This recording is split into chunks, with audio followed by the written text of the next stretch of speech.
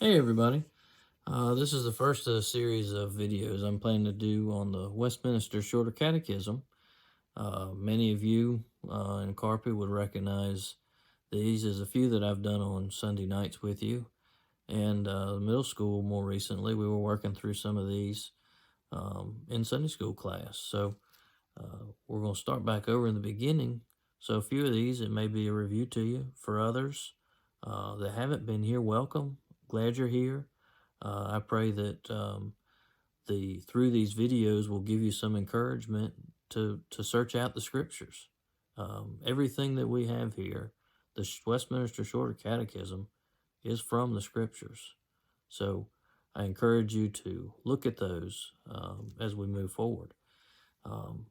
So we'll start off with, what is the Westminster Shorter Catechism? Now, obviously, I can't hear your answers, so I don't hear the comments like, oh, that's that thing my dad makes me memorize, and if I get one word wrong, it's just the end of the world. Or, oh no, Henry, not another one of these. We've been looking up too many verses. There's 50 million verses that you make us look up every lesson. This is getting out of hand.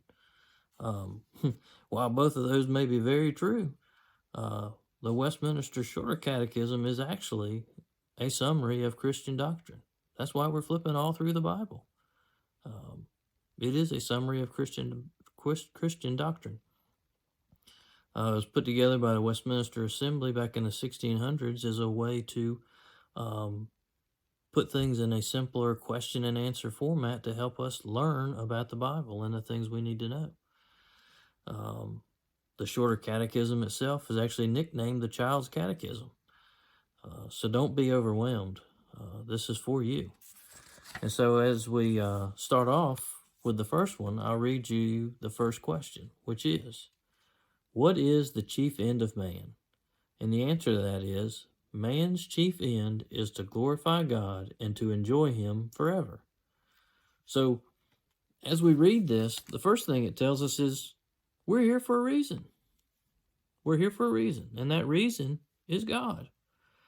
He created us in His own image, and man being self-centered versus God-centered led to the fall that we read about in Genesis that has left us into the world we're in today.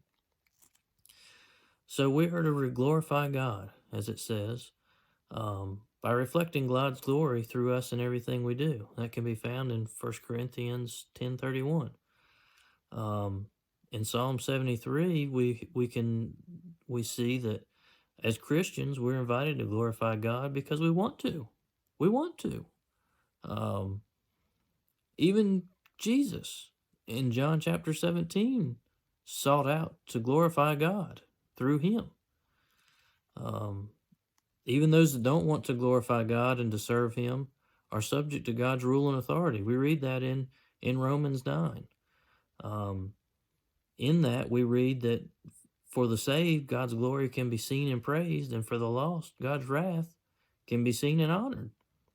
God causes the lost to glorify Him even though they don't enjoy it.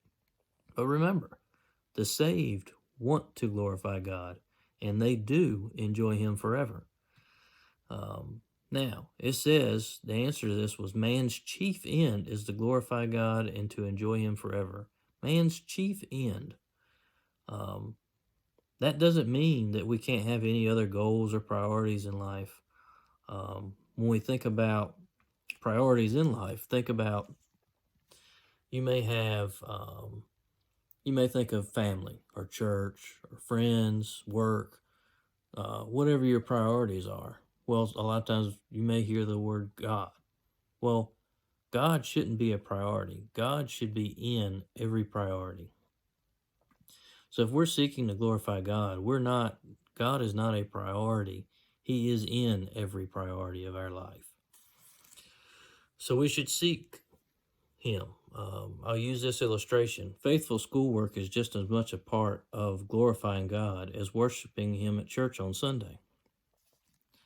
So I'll leave you with this challenge for the week, which is, think about the things you do routinely or otherwise, and ask yourself, am I doing these for me or am I doing them to glorify God?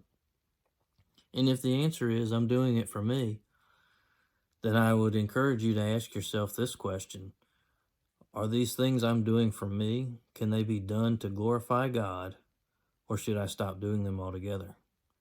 So I'll leave you with that, and look forward to you joining me on the next one.